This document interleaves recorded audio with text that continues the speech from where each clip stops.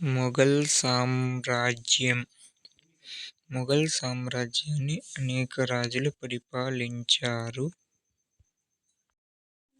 అందులో మొదటగా మొఘల్ సామ్రాజ్యానికి చెందిన ప్రధాన చక్రవర్తుల వరుస క్రమం కింద ఇవ్వబడింది.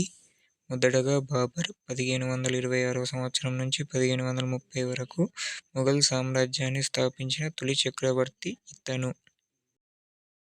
రెండవ రాజు హుమాయూన్ 1530 నుంచి 1540 మరియు 1555 నుంచి 1556 ఇతను బాబర్ తనయుడు.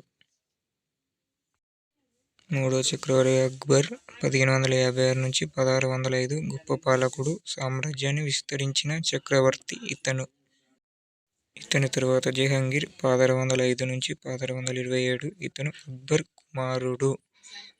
ఇతని కుమారుడు షాజహాన్ 1628 నుంచి 1658 ఇతను తాజ్మహల్ నిర్మించిన చక్రవర్తి. ఇతని తరువాత ఇతని కుమారుడు ఔరంగజేబ్ 1658 నుంచి 1707 మొఘల్ సామ్రాజ్యాన్ని అత్యంత విస్తరించిన చక్రవర్తి ఇతను. ఇంతటితో తొలి మొఘల్ రాజుల కాలం ముగిసినది. ఇవి ప్రధానంగా చక్రవర్తుల పేర్లు మరియు వారి పరిపాలనా కాలం. మొఘల్ సామ్రాజ్యం ఔరంగజేబ్ తరువాత క్రమంగా తగ్గుతూ చివరికి బ్రిటిష్ రాజ్యాధికారం కిందికి వచ్చేసింది. దీంతో 1707 సంవత్సరంలో తొలి మొఘలుల కాలం ముగిసింది. దీంతో తొలి మొఘల్ రాజ్యం అంతరించిపోయింది.